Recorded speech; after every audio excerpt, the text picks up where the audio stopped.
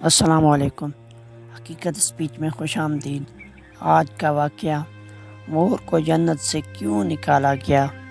مور جتنا اب خوبصورت ہے، اس سے کئی زیادہ جنت میں خوبصورت تھا۔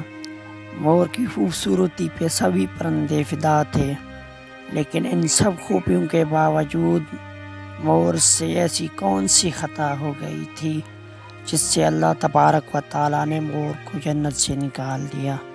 اللہ تبارک و تعالیٰ نے جب حضرت آدم علیہ السلام اور اماں حوا کو پیدا فرمایا، اس کے بعد ان کو جنت میں بھیج دیا۔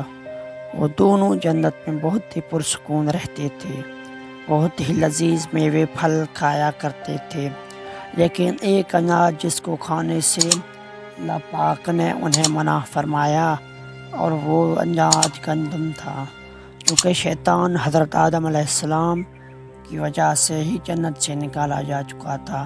اسی وجہ سے ان شیطان کی حضرت آدم علیہ السلام سے دشمنی ہو گئی تھی، لیکن شیطان یہ چاہتا تھا کہ وہ کسی طرح بھی حضرت آدم علیہ السلام کو جنت سے نکال دے، اور ساتھ میں اماں حوا کو بھی جنت سے نکال دے۔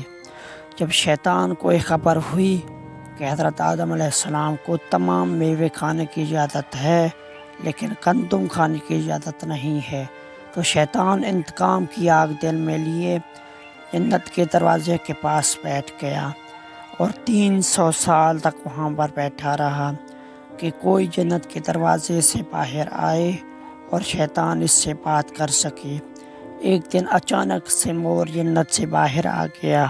شیطان اس کو دیکھتے ہی بہت خوش ہو گیا۔ شیطان نے پوچھا، اے خوبصورت پرندے، تم کون ہو؟ مور بولا، میں مور ہوں، اب تم اپنا تعارف کرواؤ۔ شیطان نے جواب دیا کہ میں عالم غربا کا ایک فرشتہ ہوں، میں اللہ پاک کی عبادت سے پھل بھی غافل نہیں ہوں، میں چاہتا ہوں کہ میں جنت میں جاؤں، وہاں کی نعمتوں کا اپنی آنکھوں سے مشاہدہ کروں۔ شیطان مور سے کہنے لگا کہ تم مجھے جنت کے اندر لے جاؤ، میں تمہیں 3 ایسی باتیں بتاؤں گا جس سے تمہیں ابدی زندگی حاصل ہو جائے گی، تمہیں بڑھاپا اور بیماری نہیں آئے گی، تم ہمیشہ جنت میں ہی رہو گے۔ شیطان کی یہ باتیں سن کر لالچ میں آ کر مور نے کہا، مجھ میں تو اب اتنی طاقت نہیں ہے کہ میں تمہیں جنت کے اندر لے جاؤں، لیکن ایک سانپ میرا دوست ہے، وہ تو شاید تمہاری مدد کر سکے۔ یہ کہہ کر مور سانپ کے پاس آیا، اس کو ساری بات بتائی۔ سانپ بھی شیطان کی باتوں سے بہت خوش ہو گیا، پھر شیطان کو اپنے منہ میں چھپا کے جنت میں داخل ہو گیا، اور یوں شیطان اپنی چال میں کامیاب ہو گیا۔ جنت کی تمام نگہبانوں کو یہ معلوم تھا کہ شیطان یہ چال چل رہا ہے اور جنت میں داخل ہو چکا ہے۔ فرشتے شیطان کو جنت سے نکالنے لگے، تب ہی اللہ پاک کا حکم ہوا کہ اس کو ابھی تک جنت میں رہنے ہی دیا جائے۔ وہ فرشتے اللہ تبارک و تعالیٰ کے حکم سے رک گئے۔ شاید یہ حضرت آدم علیہ السلام کا امتحان تھا۔ شیطان حضرت آدم علیہ السلام کے پاس اور اماں حوا کے پاس جا کر اپنی محبت کا اظہار کرنے لگا۔ وہ دونوں ہی شیطان کو پہچان نہ سکے، کیونکہ ماضی کے مقابلے میں شیطان کی شکل تبدیل ہو چکی تھی۔ شیطان کہنے لگا، میں چاہتا ہوں کہ آپ دونوں ہمیشہ جنت میں اسی طرح زندگی گزاریں، ہمیشہ خوش رہیں۔ حضرت آدم علیہ السلام اس کی بات بہت غور سے سننے لگے۔ شیطان نے کہا، اگر آپ میری بات مان جائیں تو آپ کو جنت کی اور بھی تمام سہولتیں ملیں گی۔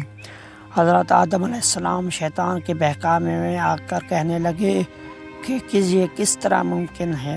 شیطان کہنے لگا، ایک گندم کا دانہ اگر آپ دونوں چکھ لیں تو آپ کو ابدی حیات حاصل ہو جائے گی اور آپ جنت میں ہی رہیں گے۔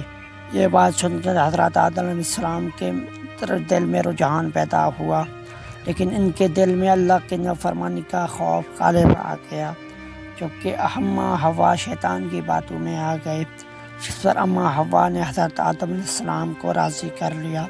پھر اس کے بعد ان دونوں نے اس گندم کے دانے کو چکھ لیا۔ جیسے ہی گندم کا دانہ ان کے اندر گیا تو دونوں کے سطر واضح ہو گئے۔ اس کے بعد دونوں اپنے اپنے سطر چھپانے لگے اور خوف خدا سے کانپنے لگے۔